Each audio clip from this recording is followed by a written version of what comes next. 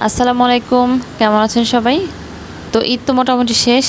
তো আপনাদের সবার ঈদ কেমন কাটলো কমেন্ট করে জানাবেন। আর ব্যস্ততার কারণে কিন্তু কোনো ভিডিও দেওয়াও হয়নি, ভিডিও তেমন করাও হয়নি। তো অন্যান্য দিন যেমনই হোক, ঈদের দিন কিন্তু সকাল সকালে ওঠা হয়। তো ঈদের দিন সকাল থেকে শুরু।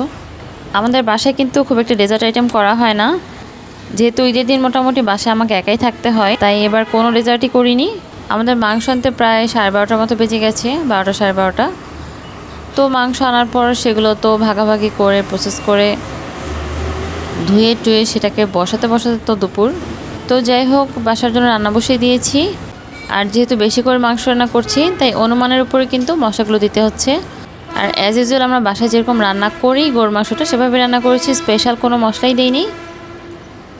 তো প্রথমে পেঁয়াজ কুচি, আদা রসুন বাটা, জিরা বাটা, হলুদের গুঁড়া, মরিচের গুঁড়া, ধনিয়ার গুঁড়া আর এলাচ, দারচিনি আর লবণ দিয়ে এরপর দিয়েছি তেল।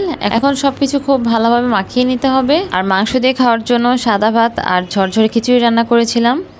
আর এর মাঝখানে আর একটু ফুটেজ নিতে পারিনি, এটা হচ্ছে পরের দিন সকালে যখন আবার জাল দিয়েছি সেই লুকটা। আর হচ্ছে আমার পরের দিন সকালে এটা নাস্তা ছিল। তো যাই হোক, এর মাঝে কিন্তু একটু বিরিয়ানিও রান্না করে ফেলেছিলাম। তো বিরিয়ানিটা একটু নেড়ে চেড়ে দিচ্ছি। আর ঈদের দিন যেহেতু খুব কাজের মাঝে কিন্তু একটুও বের হওয়া হয়নি, বাচ্চাকে নিয়ে রাতের বেলা একটু রিক্সায় ঘুরেছি। তো এই ছিল আমার ঈদের দিন। সব মিলে আলহামদুলিল্লাহ ভালোই কাটলো। আপনাদের কেমন কাটলো কমেন্ট করে জানাবেন। আর আমার ভিডিও ভালো লাগলে আমার ভিডিওতে লাইক কমেন্ট করবেন, আমার চ্যানেলটা সাবস্ক্রাইব করে রাখবেন, আমার ফেসবুক পেজটা ফলো করবেন। আর সবাই অনেক ভালো থাকবেন। আল্লাহ হাফেজ।